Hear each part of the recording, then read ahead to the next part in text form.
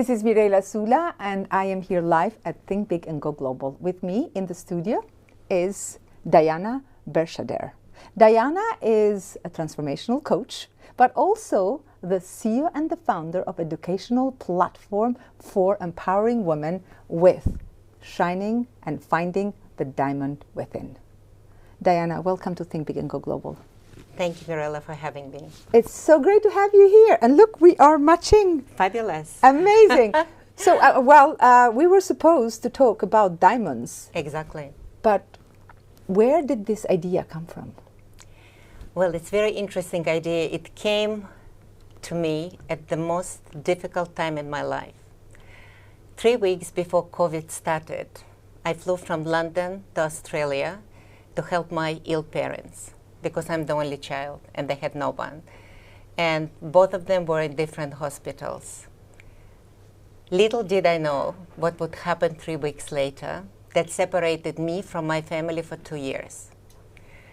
Helping my parents, going through illnesses, burying my father, selling house, arranging nursing homes, was very, very difficult moment emotionally. So you traveled from London in the COVID time. Before COVID. Before 3 COVID. weeks before COVID. Just before COVID. Wow, but that seems to be like a blessing in the sky. Imagine if you didn't manage to go and be there when they needed you the most. So how do you explain that? Do you believe that there is a powerful force that somehow drives us to do things that is just the right time? I definitely believe so, and that's how I live my life. I believe in God. I believe in universe. I believe that everything in life is orchestrated. There is no coincidences. Tell me, how did universe orchestrate it? This power that you felt, or maybe it's kind of intuition that you have deep inside you to get the flight, go there and be there for your parents. How did you experience that when you got to know that they don't have much to leave? First of all, my parents and I have a very strong connection, always did. I used to live with them in Australia for many years before I went to Europe and got married, and actually moved many countries and even continents. So I used to go to Australia quite often to keep in touch and to look after them and to guide them and help them. And when that happened 3 weeks before COVID, it was something that nobody expected. It was nothing that would tell me in advance what I'm going to await. But when I was there, it was, as you mentioned, blessing from the sky. Because if I would not come, I don't know what's going to happen. Yeah, and you'd regret. And I would regret, and not only regret, but the house was virtually abandoned for several months. And when I walk into this home after airport, I had to clean for 5-6 hours because the house was not cleaned, it was not looked after, and it was welcoming beginning. Beginning of what? Beginning of me staying for 2 years, separated from my family in London. I'm also Australian naturalized, so I cannot just go and leave, and Australia was under very, very severe lockdown, more than any other countries. And to me it was not so much the cases of COVID as it was pandemia of fear. People was fearing so much, especially the young people. I remember going in the supermarket with mask on, but not exactly the way it should be put on. And somebody touched my shoulder from behind and trying to pull my mask right up to cover my nose, and I can't breathe without it. And I looked at them. It was a young couple in their 20s. Wow.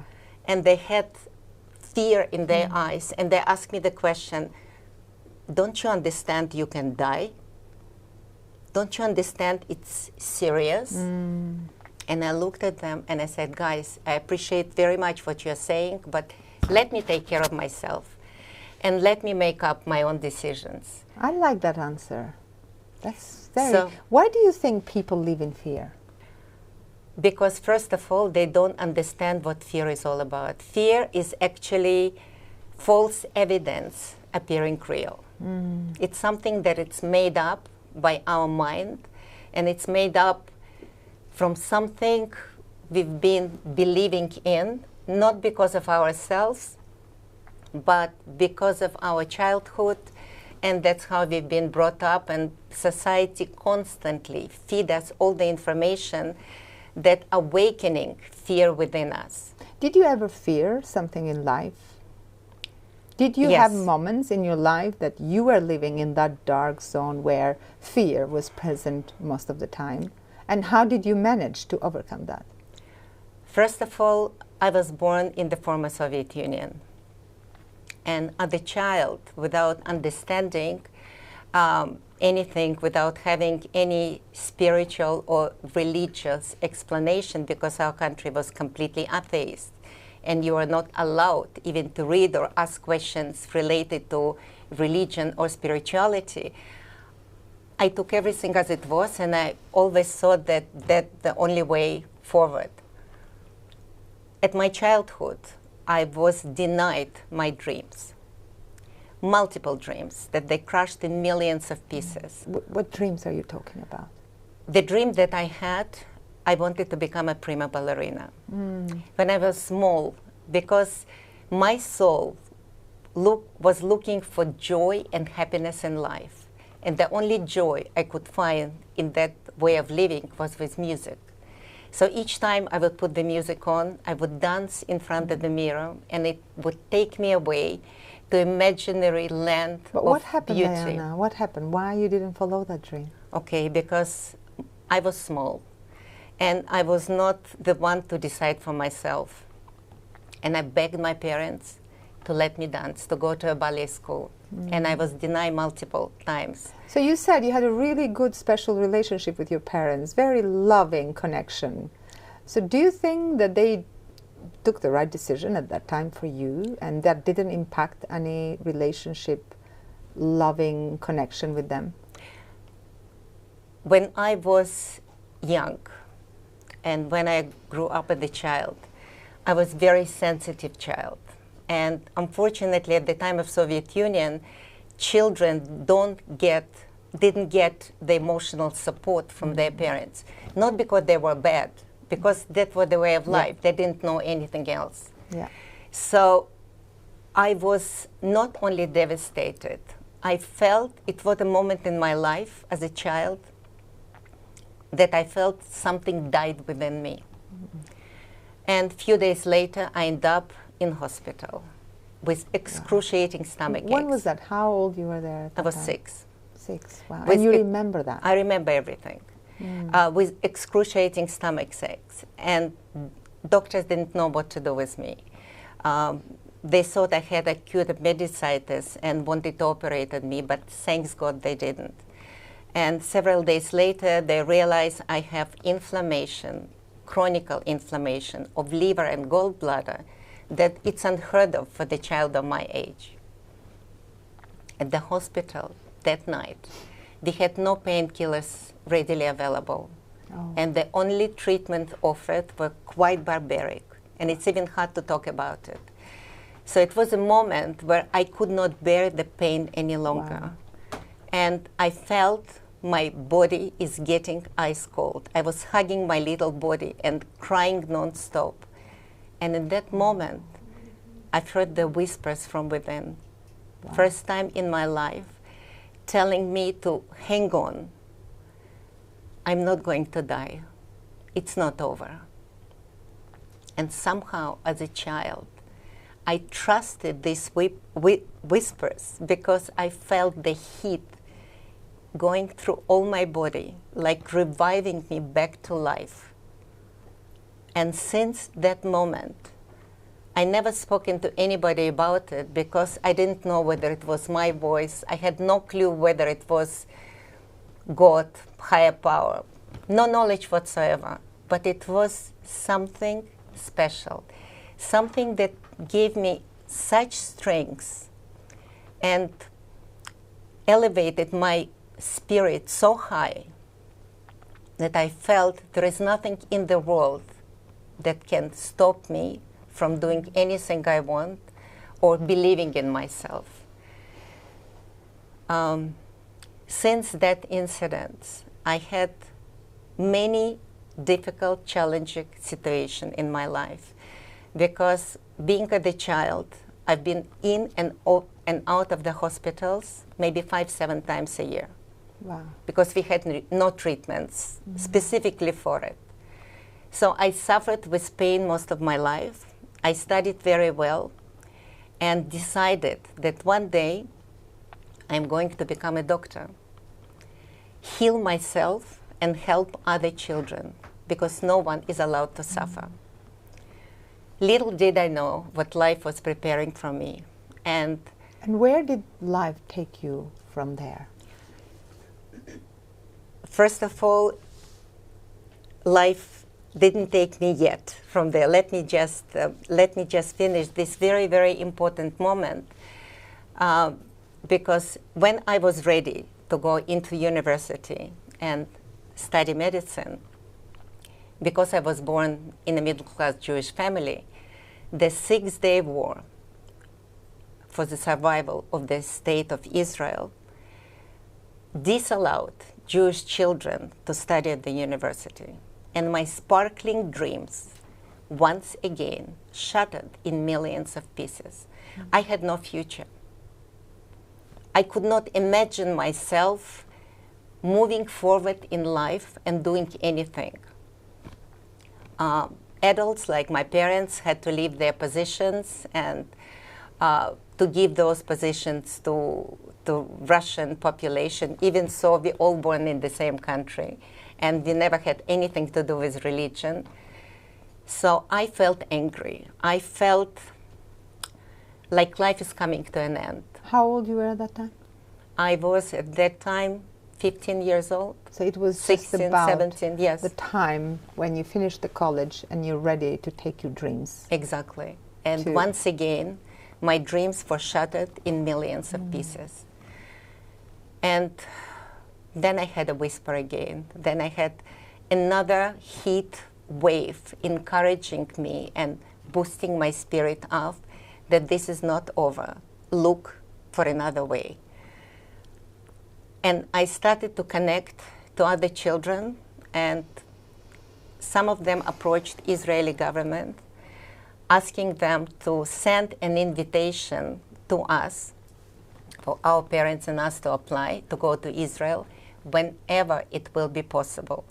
Because at that time, it was a lot of negotiation between United States and Russia to let finally Jewish people out. It was just negotiation. It took 4 years since we launched our documents without knowing yes or no if they will ever let us out.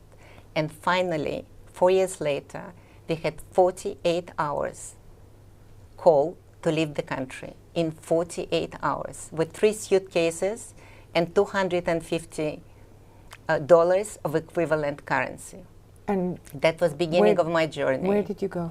We were supposed to go to Israel, and the train ride from Ukraine where I was, we were supposed to go to Austria, was the most devastating ride, because we were thrown out of the train in midnight at -30, and we had to walk to another station. So it was a lot of moments in my life. And it looks like these memories are still so vivid in your memory. Yes. So I know it's so hard to disconnect with our past, but do you think now you have managed to leave the past behind and build a complete new reality, which I see you have? But do you go and visit the past a lot or often, or how is that connection? And let's focus a little bit more in your present now. Exactly, exactly. I actually grateful to my past. I'm grateful to my challenges, and I think those challenges shaped me in the person I am today. They not only shaped me, they enlightened me to understand what actually life is all about. Yeah. And what is actually life about, Diana? Because you don't hide it. You say it so proudly. You just turned 70. What is life about for a beautiful, amazing, intelligent woman at the age of 70? Is just a new chapter?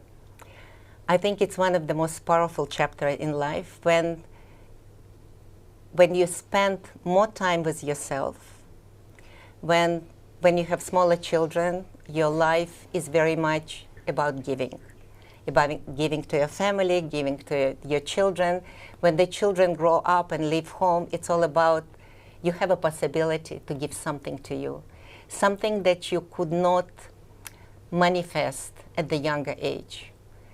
You need to have enough passion within you to follow your dreams that are still alive. And what is your dream now? My dream now is to empower women and to connect them to their dreams, because our stories in many, many ways shape us in a way they empower us if we choose so. Not to become a victim, but to become a powerful leader. And our stories can help so many. Our stories, somebody maybe experienced something on the other side of the globe. And if you empower yourself, they feel it. It's all about ripple effect. So today I feel passion within me, because to me life is a dance. I could not dance when I was 6, but life is a passionate dance. So dance is back into your life, and you live your life dancing in the flow and enjoying the rhythm of it. Yes, I build my choreography with God, co-creating every step of the way, and there is no greater joy to be connected to the spark of God, the diamond within that you are, because you always have a friend that guides you in life. You always have somebody that knows you better than you are, because we all created our personalities, which is not who we truly are. We are a spark of the Creator that created us. And this spark, the moment you unveil the spark that can shine through you, your life changes. And this is how you created your platform, Shine the Diamond Within? The platform is very interesting. When I was during the COVID, it was a blessing and a curse. And the blessing was that I had 2 years to myself. Even so, it was a lot of challenges. But those 2 years were so important for me, just to focus on myself for the first time in my life. Because as a woman, and most of us, we are givers. Yeah. We give to our family. We never have time for ourselves. So God gave me this time to create something powerful. And I had a meeting with somebody I met in America 5 years prior to that, who lives in Sydney. We had a lunch. And the decision to write the book, The Diamond Within, and to create online program was born over this lunch, as we discussed the issues and problem of women all over the world. And I remembered that back in the 80s, I studied diamond business in Los Angeles. I finished Gemological Institute of America and became diamond expert, but somehow never made business out of it, because when we came back to Europe, it was beginning of very, very big recession of 80s, and diamond business was hit very hard. It used to cost $65,000 per carat, and it went down to 20. So businesses was closing down, and my husband and I had no choice but to do something else. We could not make a career out of it. So when you talk about diamonds, you know the real world of diamonds. So you explored the diamond outside, but now you are in a mission to help women discover the diamond within. Definitely, because diamonds are human. Absolutely. Virtually the same thing. We're all carbon-based, and we all go through struggles and through high pressures to become brilliant and beautiful as we truly are. Diana, Esther, you are a diamond. I'm so grateful you joined the show, Think Big and Go Global, because I can see your beautiful mind is made to think big. Thank you for doing what you do. Thank you. Thank you for having me.